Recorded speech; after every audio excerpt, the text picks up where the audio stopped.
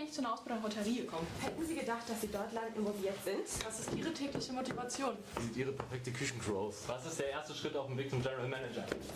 Kriegen mit Ihrem Haben Sie eine gute Work-Life-Balance? Was kochen Sie am liebsten? Wir gehen einfach mal nachfragen. So that was not really my idea.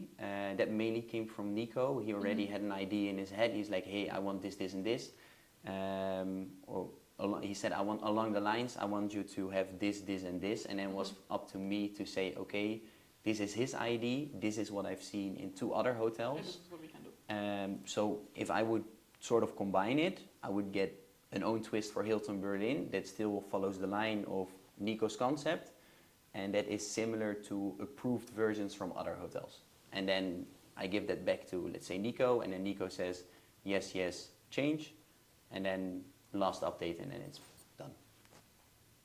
Is there anything you want to do in the future that you're working on right now? Professionally, I would say... Yeah, there's like a concept that you're working on, maybe. Oh, What can we expect? well, right now I'm looking into the terrace, just to see if we can do it a little bit different, a little bit more, yeah, let's say customer friendly, being more. You're sitting outside on a terrace in the sun, just relaxing, having an easy glass before you, a small bite instead of going classy and full courses. Another thing is we are renovating one restaurant right now. Belletage is being renovated. That's quite done, the concept behind it and the menus. However, after that we're going to change the listo as well, so the lobby. That is still all open. So that's then something that I will be working on. How do we want to do service? What kind of food do we want to sell? Hours of operations. That's something that's going to happen, let's say, very soon. Yeah. So we want to basically update the whole menu and everything around it? Well, not just update, just completely change it. Yeah. Okay, so everything goes out the window? Yes. Okay. Yeah. That's good. Perfect. You are basically the middle point between all the different departments, like kitchen, service, management. How do you work it through? Like, how do you make them collab with each other? I was hoping you could tell me actually. No, it's still a work in progress. That's where my experience lacks. Let's say like this. I have seen a lot. I've worked with a lot of different people, but it's still the inexperience of actually being the one person responsible to be in that point. So for me, it's still a lot of looking around. If people are not working, cannot work together, let's say, how do we still get them in the same room productively? Where do I spend my time? Where do I spend my energy? And which battles do I choose? And which things do I just accept? To be honest, I'm still finding my way around on that. It's not the easiest. I'm trying to make it work, working a lot of hours because of that, just to finding it out. I do see an improvement. Things are going more efficient, but it takes time. And that's the thing that I just need right now. Do you think that's the biggest challenge for you right now? Yes. Yeah, that's definitely my biggest challenge. Are there any other challenges that you have to face except that? Well, yeah, there are some challenges with internal and external influences. Let's say the regional team that want things and the hotel level that want things. If they clash, what do I do? Yeah, what do you do? Yeah, exactly. What do I do? At the end, it's the hotel level's decision. So let's say, as an example, regional says, we want you to do this. But the hotel says, we want you to do something else. I'll first say with the hotel, hey, this is the feedback I got. This is what I could do. What do you think? If they say no, it's very easy. I don't do it. And then if regional comes again, we just have to sit together and explain why something is not happening. Or the other way around, if the hotel wants something but regional doesn't, at the end I am working for the hotel and not for regional. So I'll follow what the hotel says and then we'll deal with the region later. But that's something that I still find a bit difficult to say, like what should and what should I not do. But that's also the same thing again, you have to make them work with each other. Yeah, and that's not always the easiest. But let's talk about easier stuff. What brings you the most joy right now about your job? I think it's being with the people. That's why you always see me on the floor. It's That's just true. it's just being around them. I could sit in an office the whole day and work on my stuff and leave after 8 hours, and I have done everything that I needed to do. That would be perfect. I mean, I would sign for it, but then I'm missing I don't know what's happening. I don't see the people. I like to be around them, help them, see them smile, see happy people, happy customers. You know, that's why I chose hospitality, just to be around people. Mm-hmm.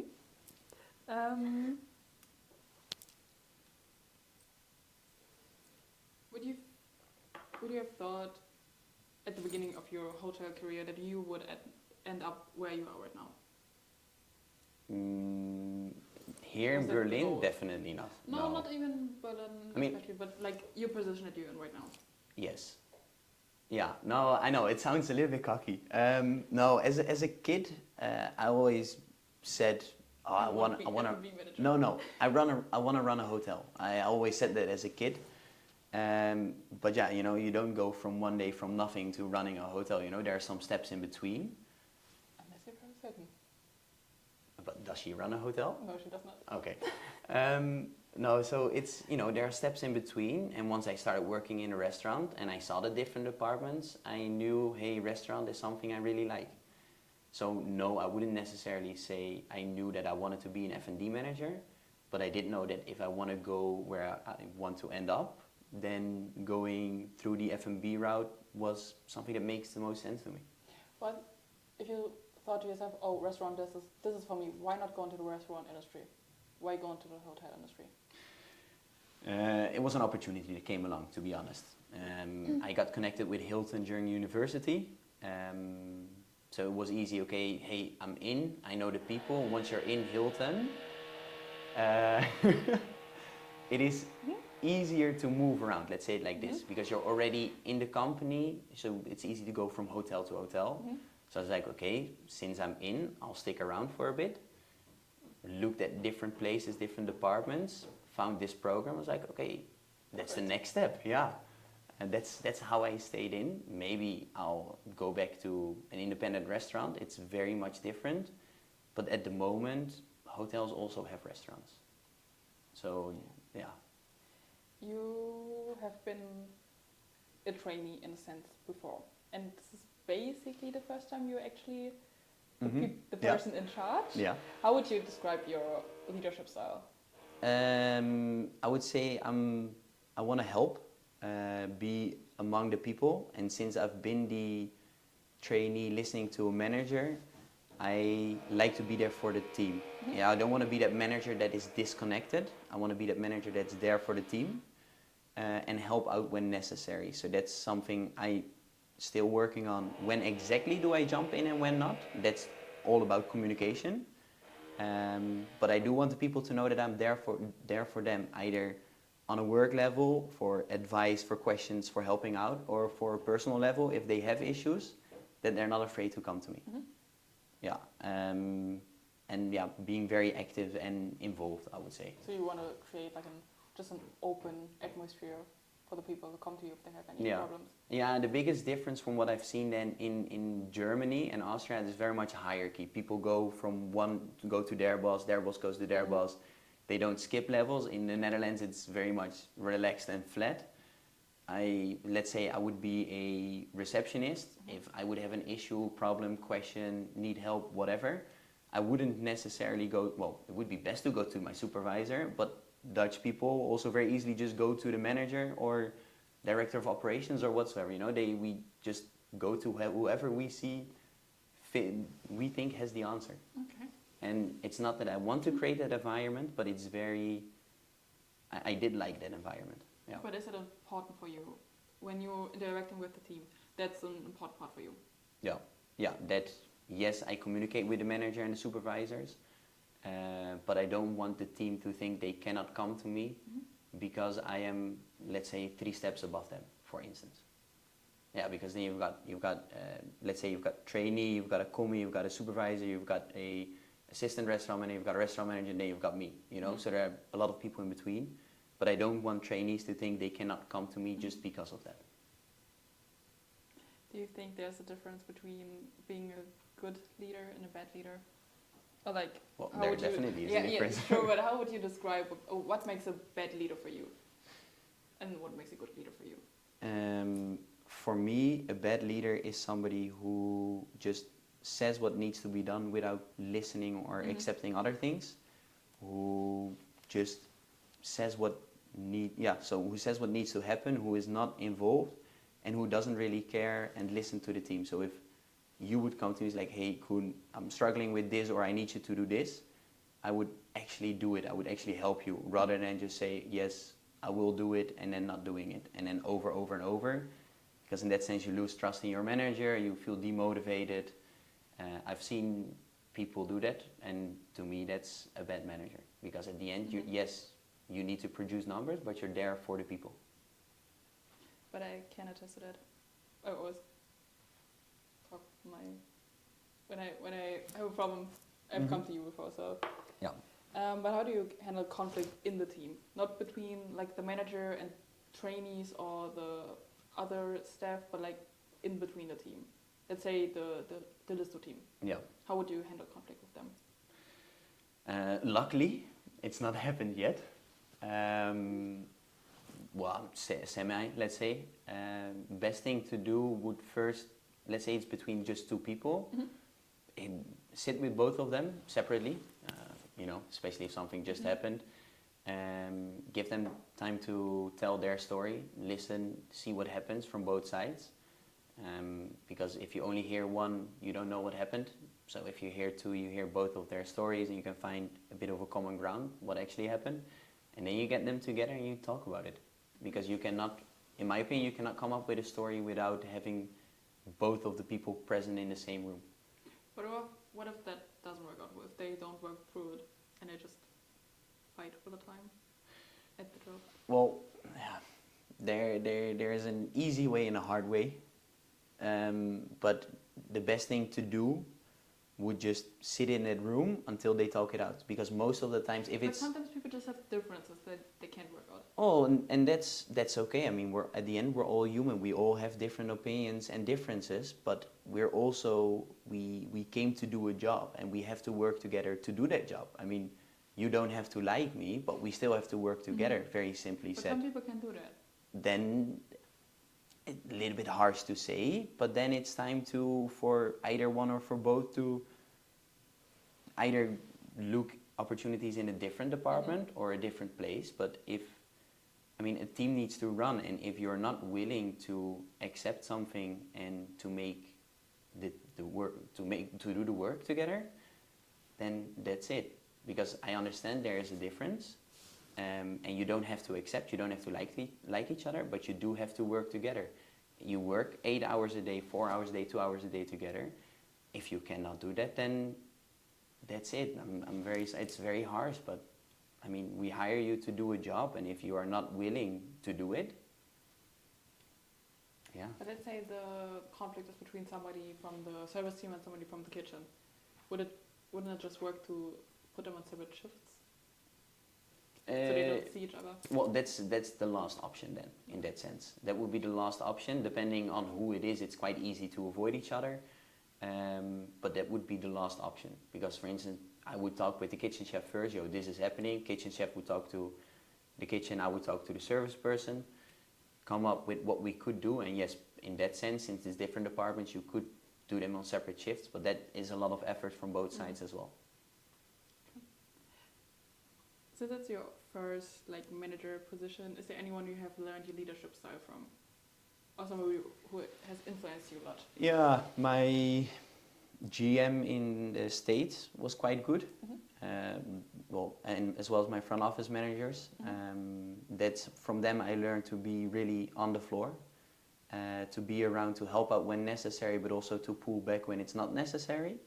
That they show, hey, if there is really something happening, we're there for you. Otherwise, we trust that you can figure it out yourself. That was quite nice. My DO in Saudi was amazing. That guy was always there for you. Even though he had one of the busiest jobs in the hotel, his door was always open and he would always listen to you. And if he is angry with me, the next person that would come in, you could not see that he's angry. So that was really cool. From the two of them, I really learned a lot. Yeah.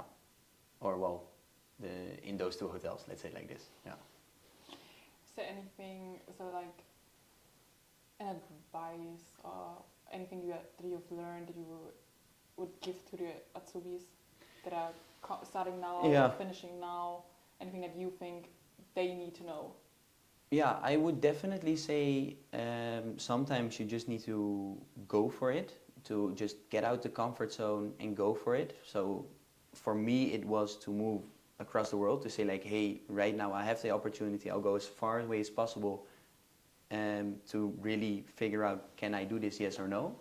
And to not say after 2 weeks or a month, hey, I cannot, because it's too quick. You still need to get used to everything. So just get out of your comfort zone and do it. That's one thing. The second thing, you're still young.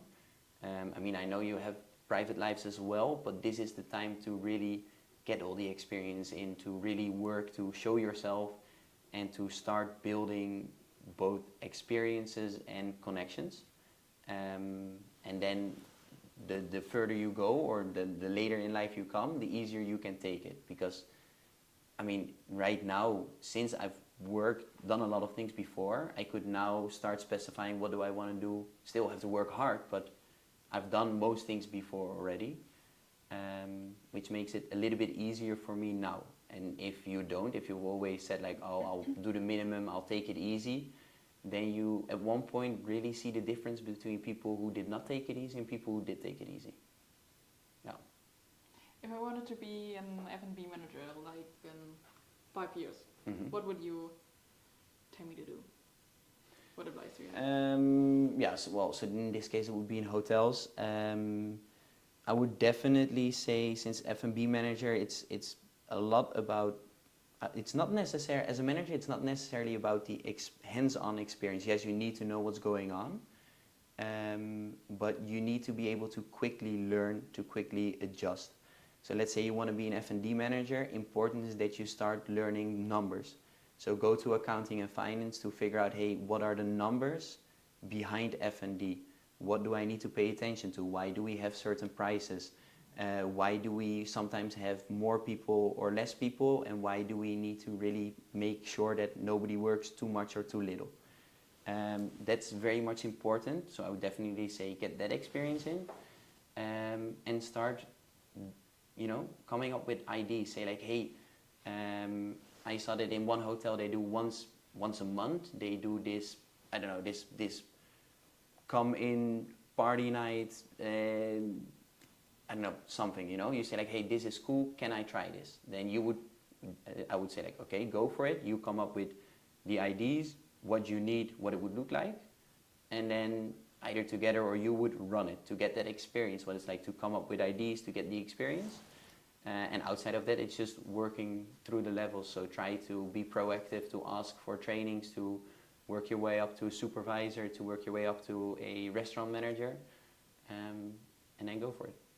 But like, let's take me for example. I'm done in September. I have my bachelor's. Yeah. Do you think I need to do the elevator program to get, for example, where you?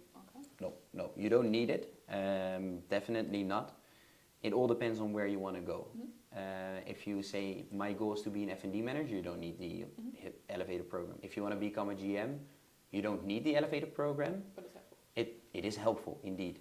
As you could also say, like, hey, I've worked for the last, 2 years, 3 times a week in a restaurant, in a hotel. Right now, my next step would to start applying for supervisor positions in a restaurant, for instance, which is quite doable. It's all about how you present yourself anyways.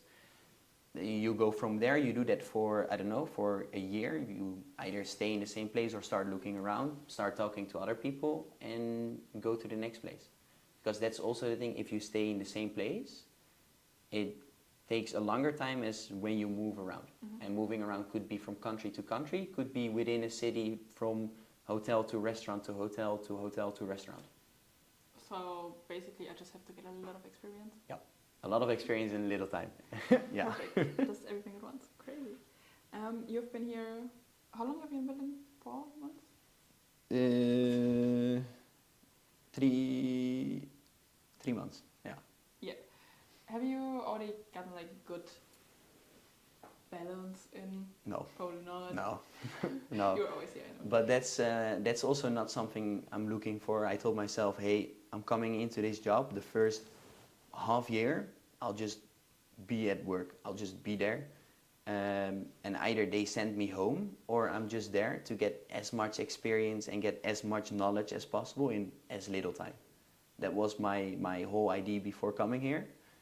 And that's what I'm doing. So you basically spend all your time here? Well, not necessarily, but a big portion, yes. Yeah. So you don't have a good work-life balance?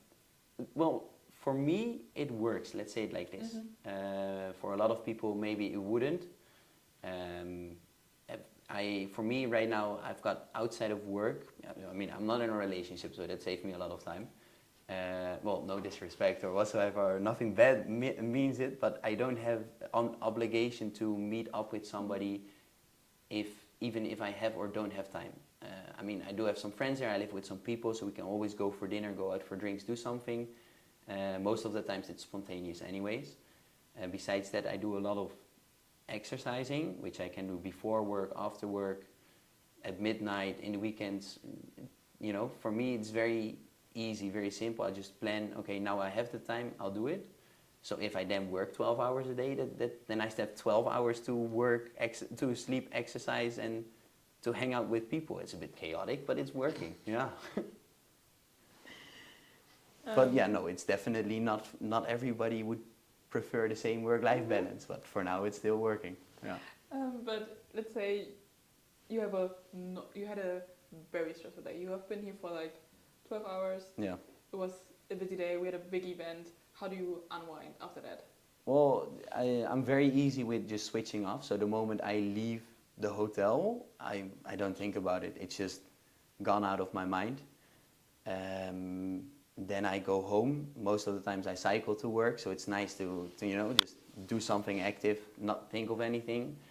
And then either I go home, I'll watch a movie, I'll cook, I'll sit with friends, or I'll do some sports, I'll go for a run or whatsoever.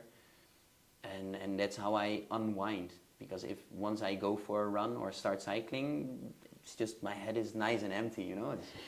Yeah, I don't know, I'm not, it's, for me it's luckily quite simple, let's say it like this, yeah. That's great. Has there been an experience in your career so far that has really influenced you, that you still think about to this day? Very deep, I know. I'm sorry? Very deep. Yeah, no, I mean, there are some things that I will never forget. It was my first experience to, let's say, craziness in a hotel in the States. We had quite a big hotel, it was 3,000 rooms. Yeah. So the hotel was 3,000 rooms and we were fully sold out. The issue was there was a renovation going on that took longer than expected. So when the hotel was fully booked by one group, we missed 20% of the rooms.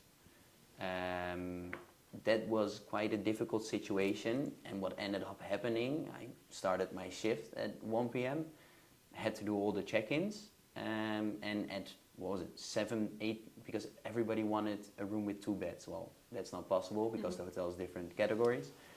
At 5 p.m. or something, 6 p.m, all rooms with 2 beds were sold out already. So then you go to rooms with 1 bed, and you bring in an extra bed. Well, didn't take long for that to finish as well, because everybody comes in the line, whole hotel lobby is full. Then you start with air mattresses, at one point they're empty. Then you look at the clock, it's 11 p.m, your shift is already finished, but the lobby is still full, people are still complaining, what do? So you stay, and what ended up happening at 2 a.m. at night, I was with the GM moving mattresses that were delivered already from the rooms that were being renovated to the conference room, so that people could say like, hey, my kid sleeps in the bed, I'll sleep somewhere else.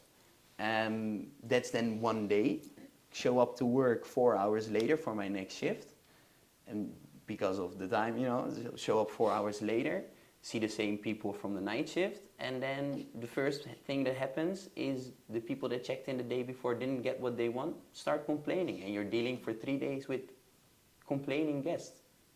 in a hotel with 3,000 rooms. Well, it was definitely, let's say, a fun and interesting experience. I will never forget that. I was just hearing about that. I would never want to experience that. That sounds. Yeah, so that's great. one thing that I will never forget. That's why I appreciate the GM. He was there with me until 4 a.m. at night, moving mattresses, you know. Yeah. See yourself in 5 years. As a GM, somewhere, Any destination in mind? anywhere.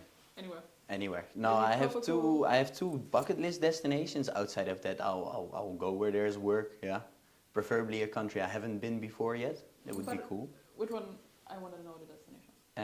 Japan is on the bucket Mhm. list, and Hawaii, but not for vacation, but for work. So you don't want to go to cold countries, like Norway? Oh, I'll go skiing in my holidays.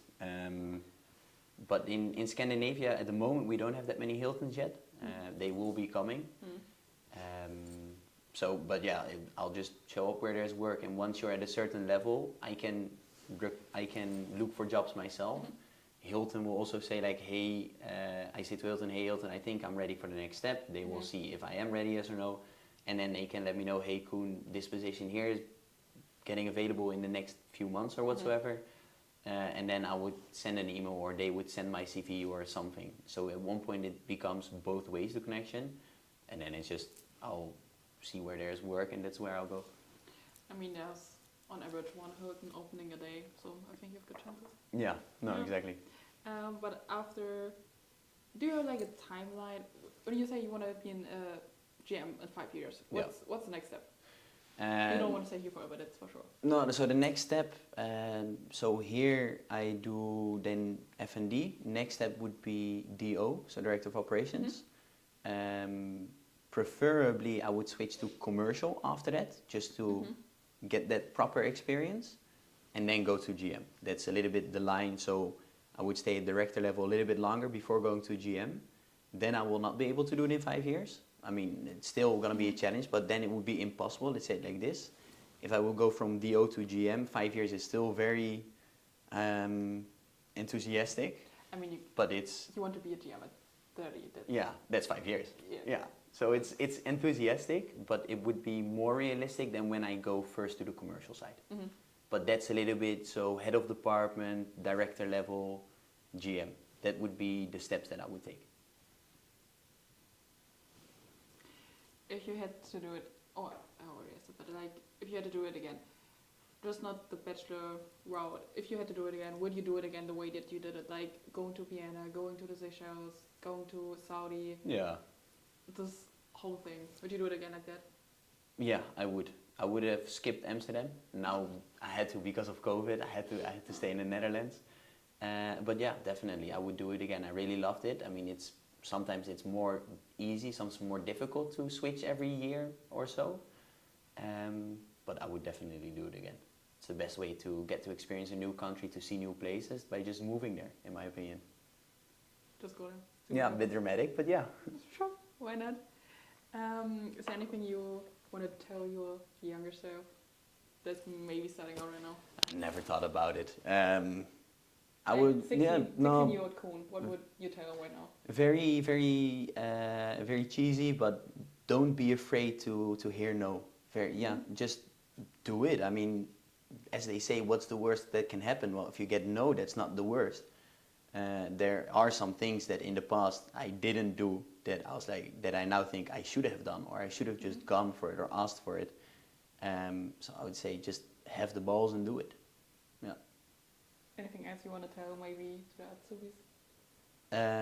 Any advice? Any advice? Yeah. Find the things that you like and do it. Stick with it. I mean, not as in get comfortable and start slowing down, but try really to figure out what do you like, what do you want to do, and see how you can get there, instead of just waiting around for something to happen. Yeah, I think that's the most important thing. Okay. Thank you, Koen. Of course. Morning person or night owl? Both. No, I have to choose. Let's say morning person. City hotel or beach resort? Beach resort. Work trip or home office? Work trip. Digital check-in or personal reception? Personal. City view or ocean view? Ocean view. Never wear shoes again and never wear socks again. What's this question? Never wear shoes again. Be able to speak every language or play every instrument. Every language. Not listen to music for a year or only listen to the same song for a year. I'll do the same song. Okay. Breakfast buffet or a la carte? Buffet or a la carte? A la carte. Early check-in or late check-out? Early check-in.